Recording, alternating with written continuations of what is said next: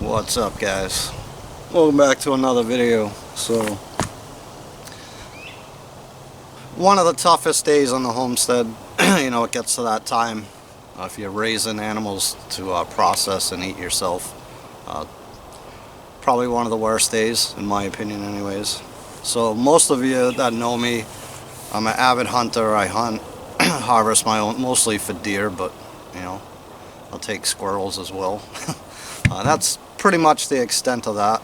I never really got into anything else. I've tried rabbit hunting, and I did a bunch when I was down in Ohio teaching and all that, but yeah, mostly deer, squirrel, and even that's not easy. I have a heart. So you take an animal's life, that's kind of a big deal, again, at least to me. So I always say a prayer, thank the animal for its life, thank the Heavenly Father for the opportunity and providing such a beautiful creation for us to do those types of things.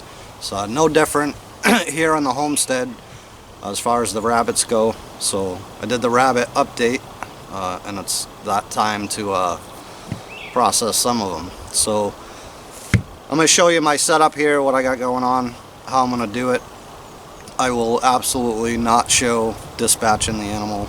I just would never do that. So I'll talk you through the setup anyway, show you how that works, and then after the animal is dispatched, I'll run you through the process on how I do it anyways.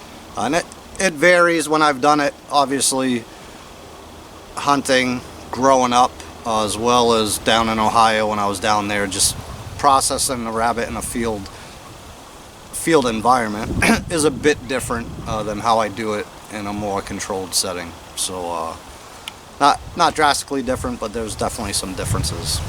Again, tough day, but it's got to be done. Now the rabbits are well taken care of, they're well fed, and really they're gonna have one bad second in their life. But again, look out at nature.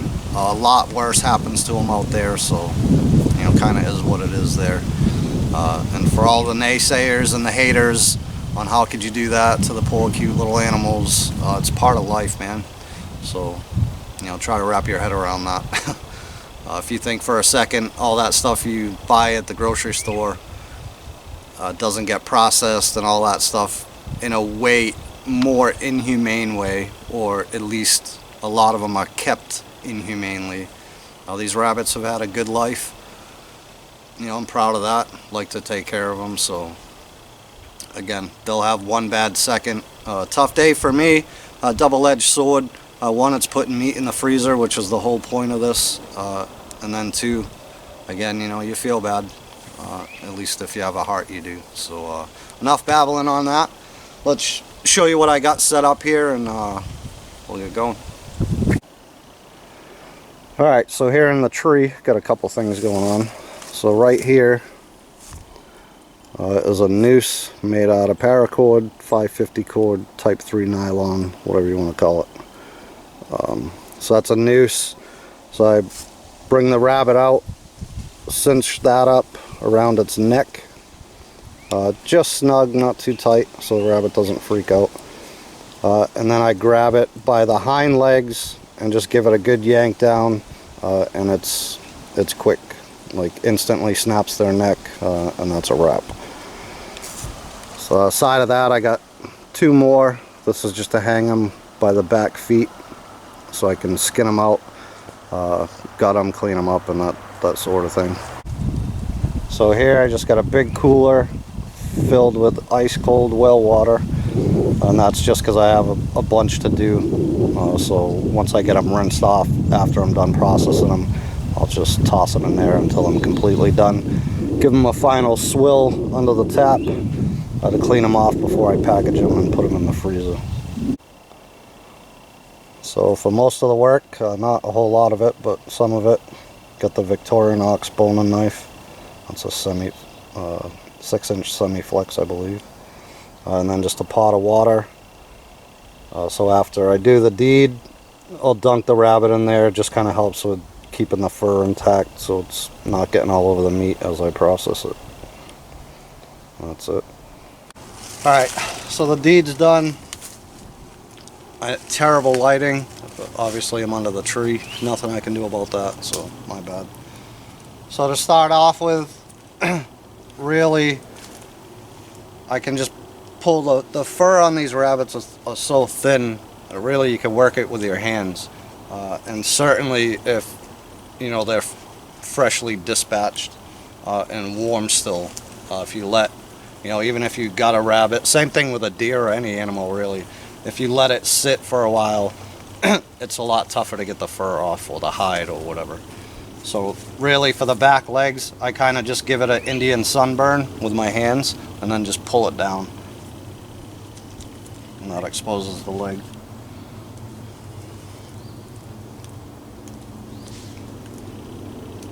Same again. Then I'll just take my boning knife, and really I'm just making a couple nicks because this fur was obviously up around the ankle, so now it's tight kind of around the kneecap. So I'm just trying to separate that away a little bit. So I'll go in by the kneecap, cut away from me. Again, just a couple little nicks until I can get my hand in there, or my finger, so that side's good. Same again with this side, right by the kneecap.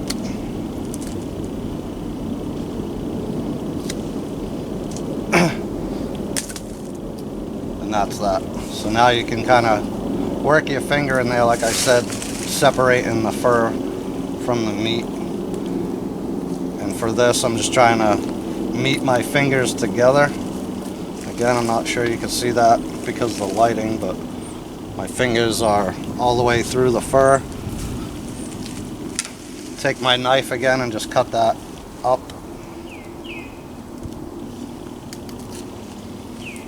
And expose the inside. Then I can just start working the fur down. So I'll take the back by the hams, pull that down a bit. Now they have super thin stomachs too, so I just pulled it and it ripped it a little bit here. It's not a big deal, but you just want to be careful when you do that. So now I'll spin this guy towards me, grabbing his tail, and I'm going to start cutting his tail off.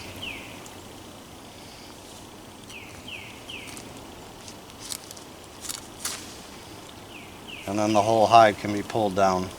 Again, being fairly careful. If you rip the stomach too much so it's starting to tear more, I'll just stick my fingers in there and kind of hold the skin as I pull, and that helps out. And then I just pull it all the way down until his front legs or shoulder area gets out of the fur. And again, I can get my fingers in there and work that around and just shuck the whole leg right out of the fur on the bottom. So pull that down, pretty easy to do. Boom, his two legs popped out. So now I'll just get my finger in there, pop it through, and then pull his leg right out. Same again with the other one.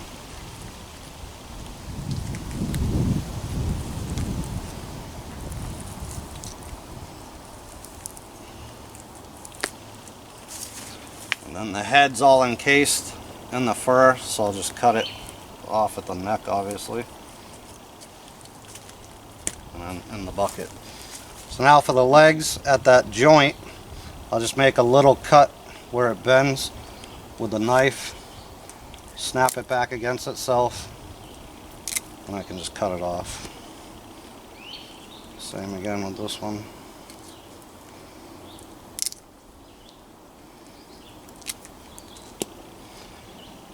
Now, the careful part. You've got the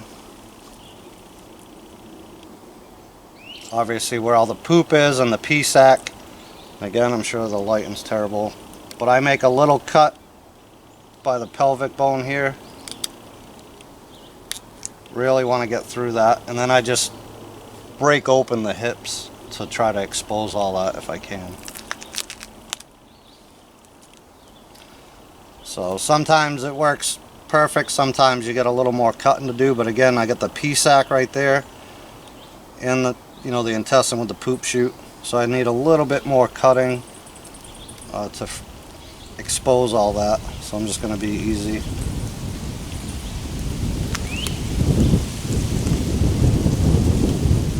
More on this side.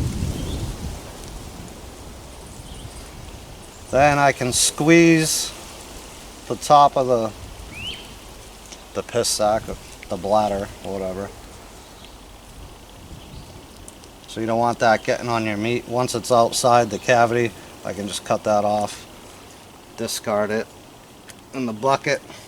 Then I just take my 2 fingers inside the stomach or the skin and run my knife down in a way, trying to be careful not to puncture anything inside.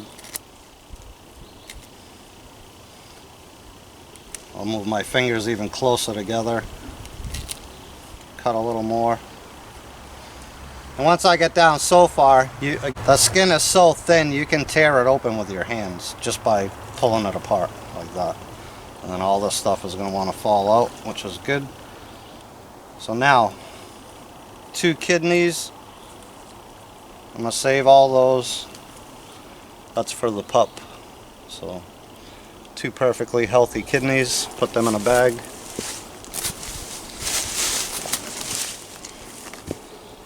I'm also going to save the liver. That again, that'll be for my dog. But let's get the stomach out.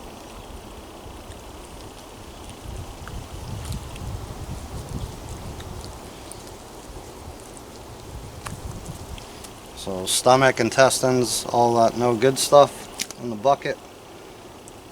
Back in, and I got the kidneys. So perfectly healthy kidneys. Now I think I missed this day of school in 7th grade or whatever it was. Not sure what that is. Gallbladder, spleen, whatever it is, but you want to remove that. It just pulls right off. So kidneys go in the bag for the pooch. Yeah, liver, sorry, not kidneys. We already took those out. So then you're down to the diaphragm in here, which easily just rips out with your fingers. Just rip that out, exposes the lungs, the heart. And when I pull all this out, I'm actually pulling the rest of the esophagus out as well.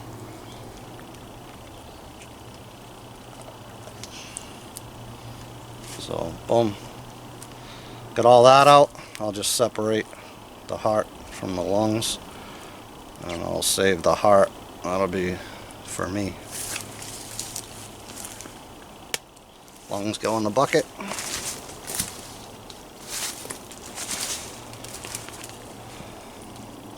So the only thing left to do here, usually I'll take my knife.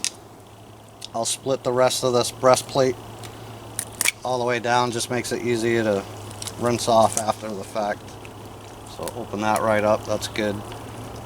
So again, just rinse off, throw it in the cooler, and then a final swill under the tap when we're all done. Alright, because of the way I dispatched it with the noose there and pulling the hind legs, you'll get some trauma up around the neck area. I don't eat that anyways, but you can trim that stuff off.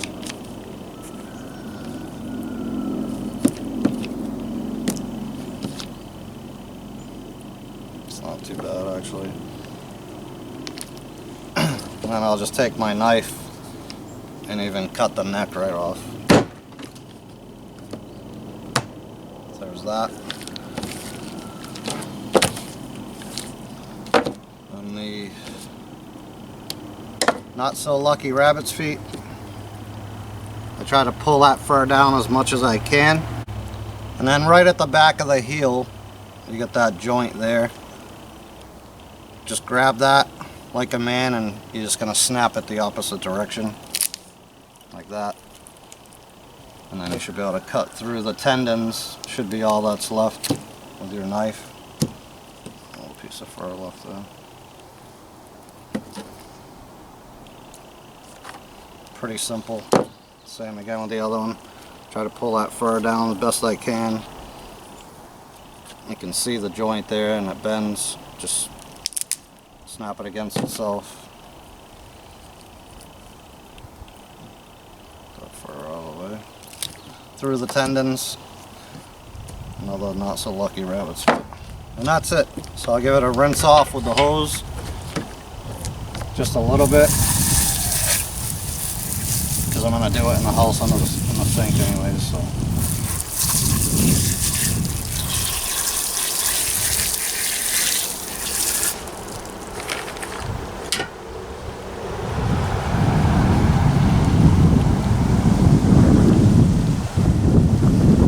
There you have it. So I don't know how much he weighs, or she, but I'm going to say 4 or 5 pounds. So that varies, depending on what type of rabbit you have and how long it takes to grow them out. So the norm is about 8 to 10 weeks for your smaller breeds. We'll get to a fryer size, which is anywhere between 3 and 5 pounds when you're all said and done. I don't have a scale again to weigh them, but guessing that's probably 4 or 5 pounds right there. So I don't know, 13, 14 more to go. By the magic of camera, there you go. So it's 14 rabbits processed. I ended up keeping 5. So one was a little on the small side. One of the gray ones, still kind of iffy if I want to save that one or not. Some of the new babies, I think we got 2 more gray ones or something like that. So don't have to do it, but he's cool looking. There was 2 of them, so I processed one. Save that one for now. I'm gonna there's a darker one, black one, again on the small side. I'm gonna let him maybe with not so many in the cage now, they'll fill out a bit more. So I'm gonna give him a little bit. We'll just see when the time comes. Maybe I'll process both. Maybe I'll save the gray one. But yeah, 14 rabbits in the freezer. Not bad. Well, in the cooler. So I'll wash them under the sink now. Package them up, get them in the freezer, and the job's a good one. So, hope you guys enjoyed that. I know some people don't like that type of stuff, and I get it. Trust me. That's why I repeated myself. Like, it's a tough day for sure, but it's got to be done. So there it is. Hope you enjoyed that, guys. Hopefully you got something out of it. We'll catch you guys on the next one. God bless.